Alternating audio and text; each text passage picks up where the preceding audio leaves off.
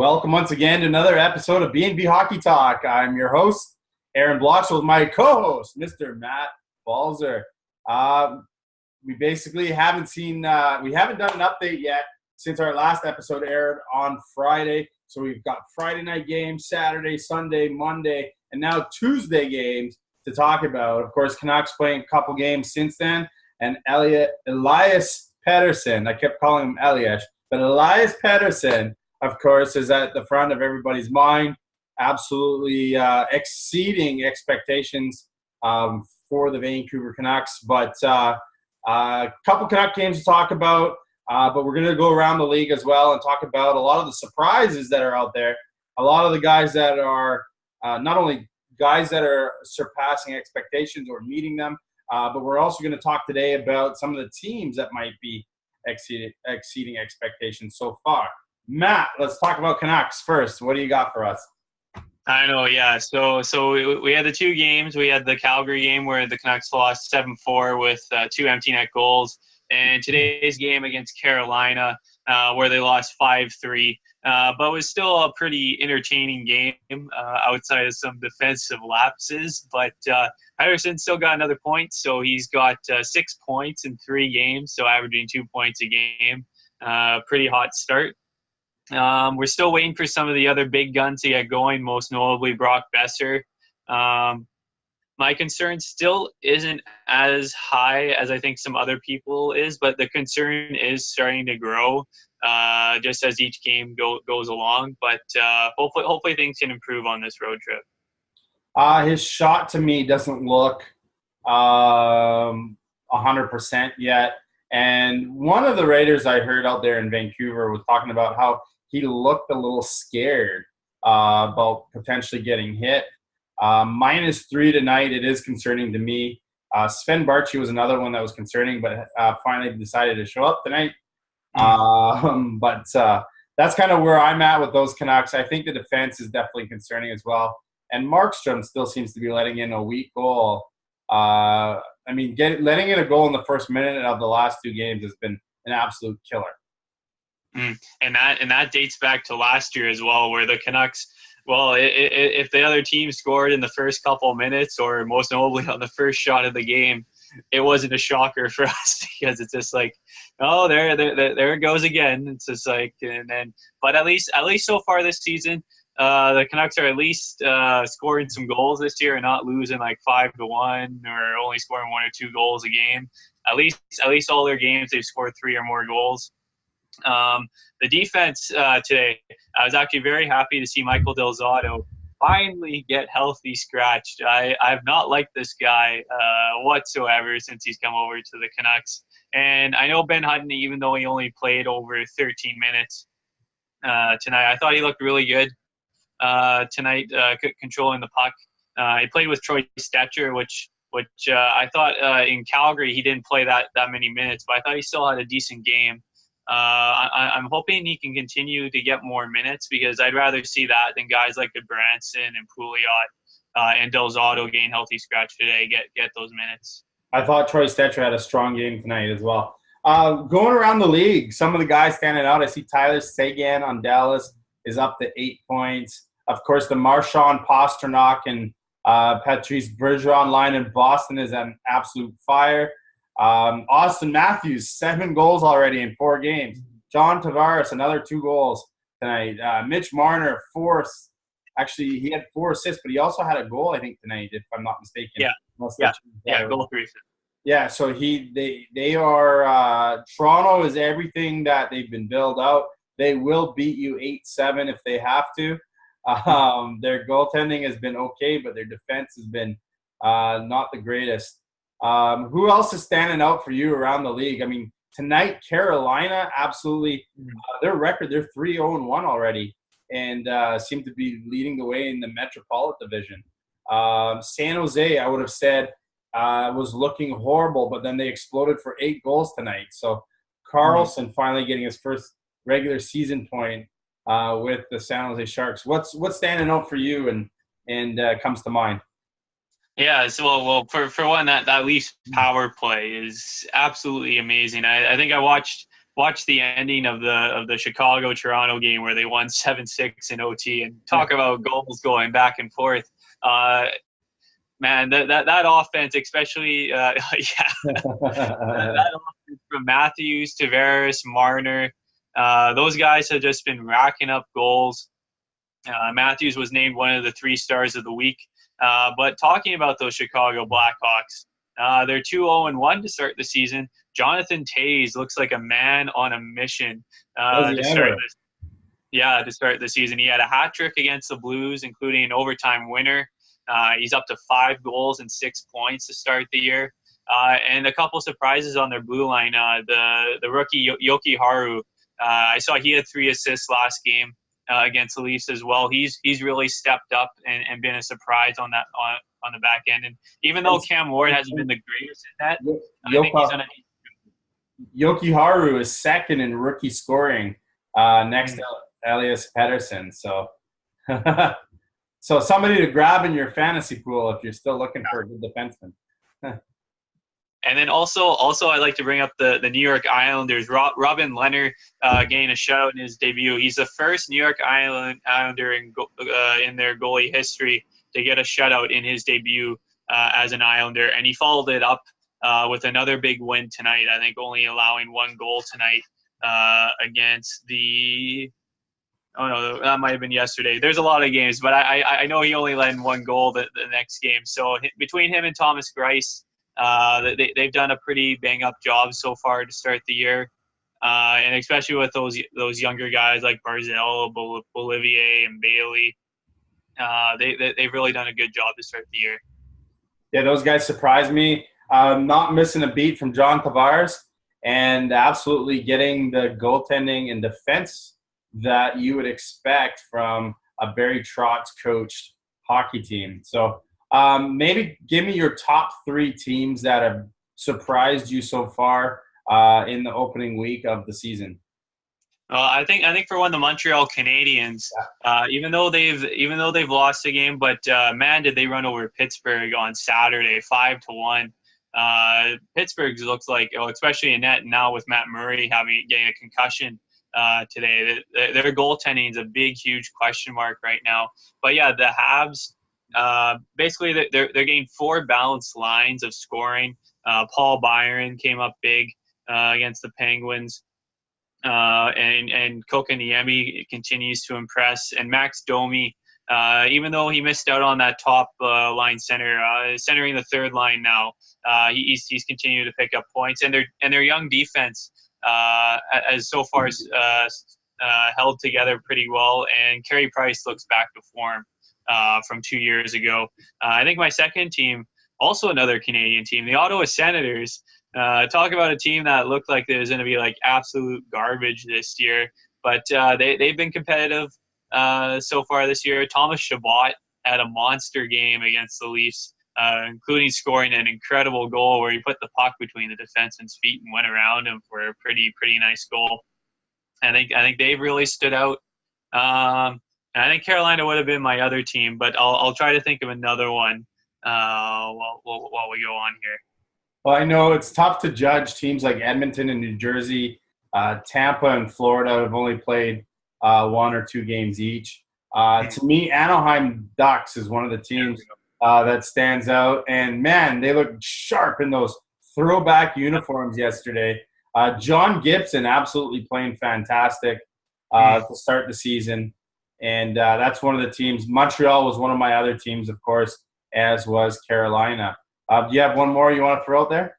No, as soon as you brought up Anaheim, I started looking through the stats. And that would be my other team, especially their young roster with Troy Terry, Sam Steele, Maxime Comtois, Marcus Pettersson. They have another younger guy, Kiefer Sherwood, I believe is the guy's name. He has a couple assists so far this year. And now with Getzlaf out with a lower body injury, they really need those young guys to continue there. And John Gibson, he's really come to play to start this season. I know I haven't been the biggest fan of him, and I've made that known.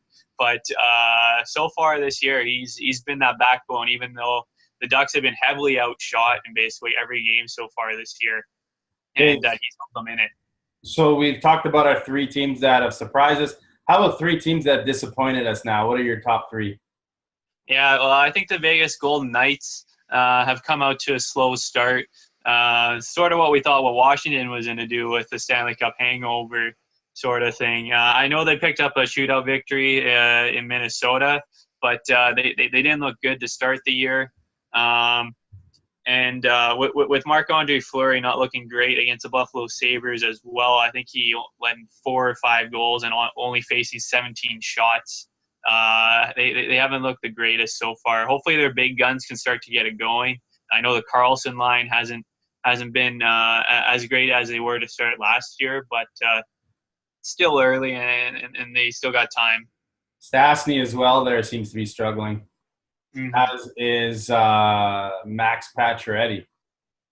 Yes. And then the other team that has really stood out that has gone off to a slow start is the St. Louis Blues.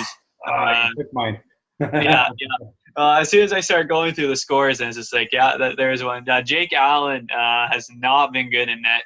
I think in the past 2 games he's led 10 goals, which is not good to start the season. I'm guessing Chad Johnson could get some starting time pretty soon with how Allen's played. And just with some of their big guns as well, they haven't gone off to as hot of a start as I thought they would. I know they've played a couple of really good teams in Winnipeg and Chicago and how they've played. But I was hoping they get off to a bigger start. But am I overly surprised just with the Jake Allen question mark? Not really, but it is still a team that on paper looked like they'd have a lot stronger start. For me, one of the other teams, they've only played one game, but man, the Edmonton Oilers looked absolutely dreadful playing New Jersey. Goaltending issues, defense issues. They look like the team that really struggled last year, that relied on Connor McDavid. And just to touch on Vegas, we said Paul Stastny and the Carlson line still look kind of out of whack. They seem like a team that's just really relying on Marc-Andre Fleury to do it all for them. I felt bad for Fleury because he looks like he's played well in the losses. But when you get Jack Eichel that open in the slot, I don't care what goalie you are, it's going to be tough to stop. So poor Vegas, they need to figure out a way. Gerard Gallant's a great coach. I think he will figure out a way to turn that ship around. But Pittsburgh Penguins might also be on my list, even though they have a win.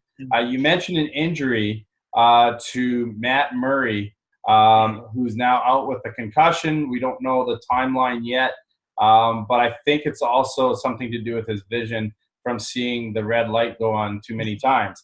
But that joke aside, there's many other injuries. Why don't we update on that, including former Vancouver Canuck goalie Roberto Luongo with a fluke accident.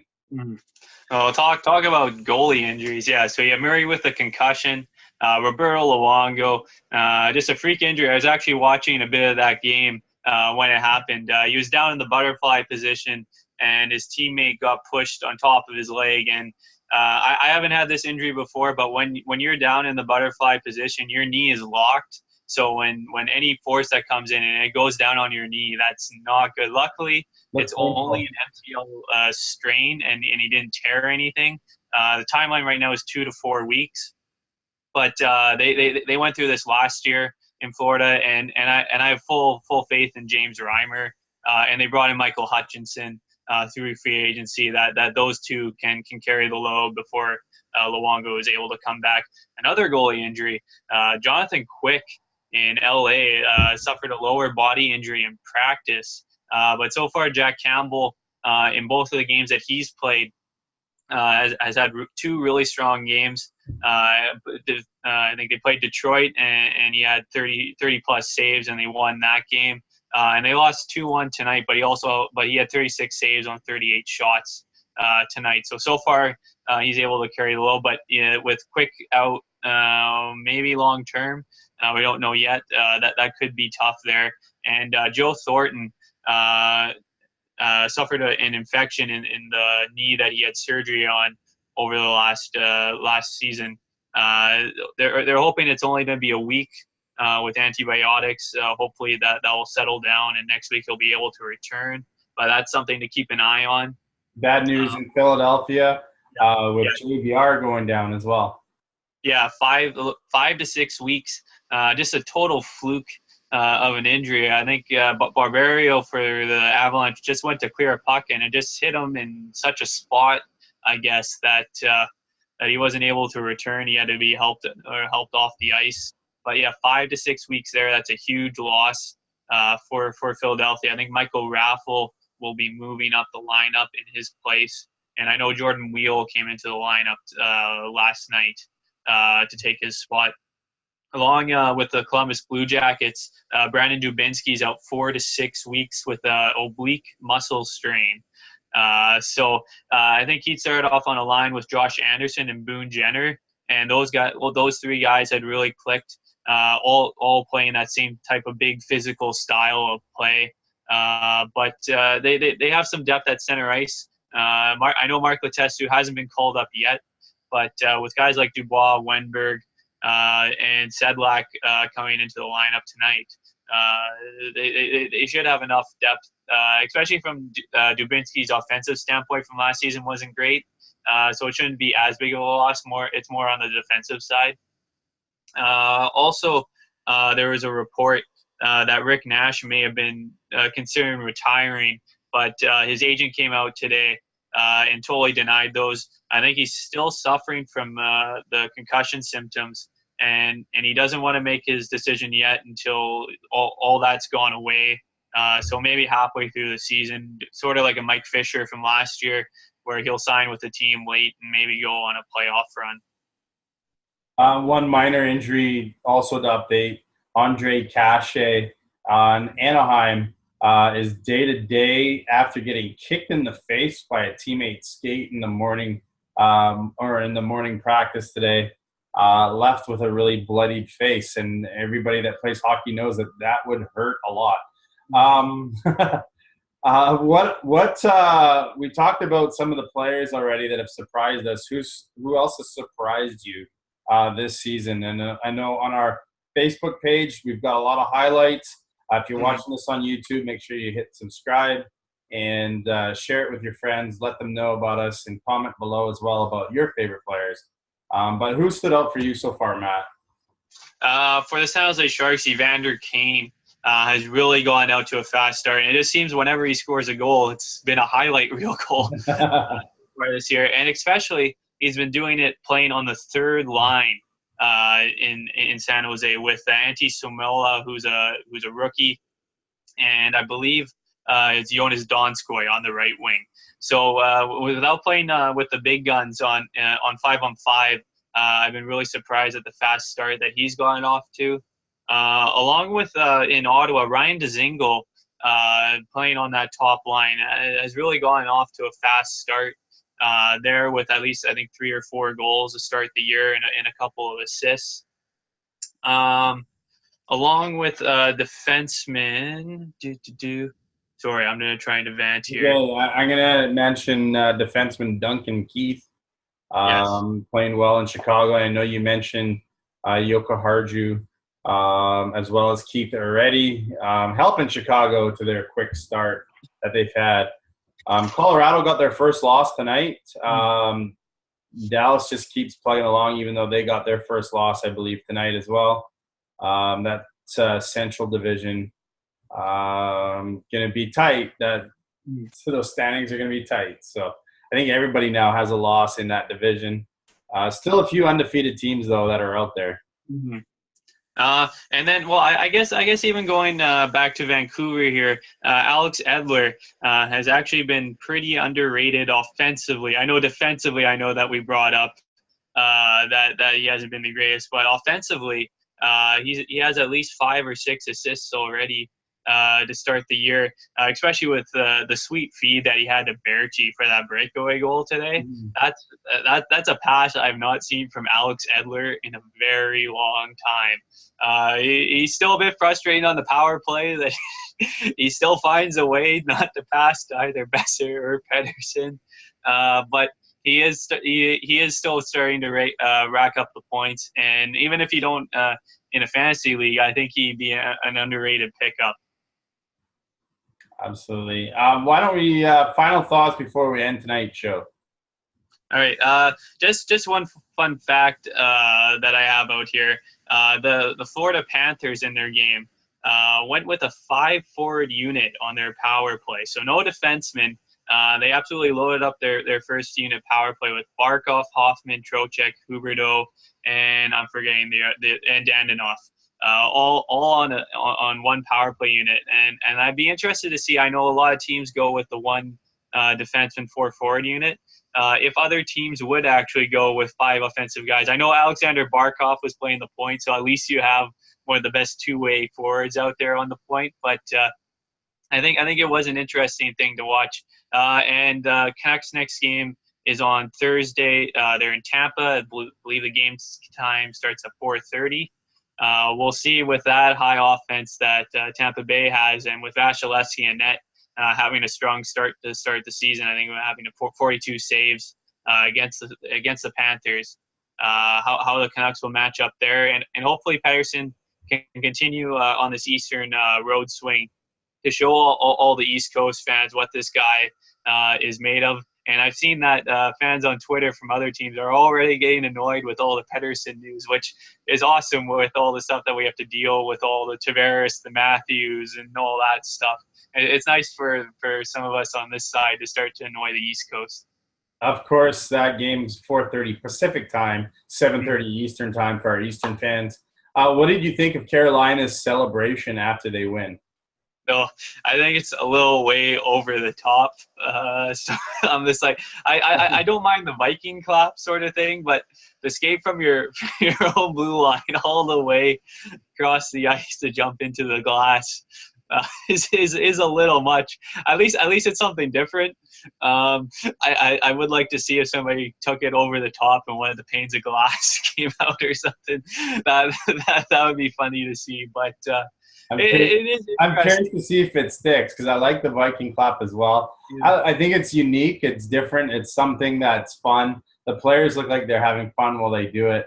And I think more NHL players need to show that side of their game where they're out there having fun because they sometimes do come across as too serious. Yeah, because as we brought up, the Matthews putting his hand to his ear when he scored, and then Kane 20 seconds later or whatever doing the same thing, and then you see the little smirk that Matthews had on the bench after because that's about the only thing that he could do after that happened. It's nice to see personalities around the league because usually once we get in the dressing room, everybody's super serious in that. So it's fun to see personality out on the ice. Well, that finish to the Chicago-Toronto game, the last minute and a half was absolutely wild. Yeah. If you haven't seen it yet, YouTube it. It's phenomenal. But again, remember to like and share us on Facebook. Subscribe on YouTube. Leave us your comments about your favorite players. And let us know what your thoughts are so far of the first week of the NHL this season. Once again, this is B&B Hockey Talk. I'm Aaron Bloxel with Matt Balzer. We want to thank you so much, very much for tuning us in and following us. We love our fans. We're going to continue to bring this to you guys every single day during the week. So our next episode will be tomorrow. Thanks again, and we will see you guys all tomorrow.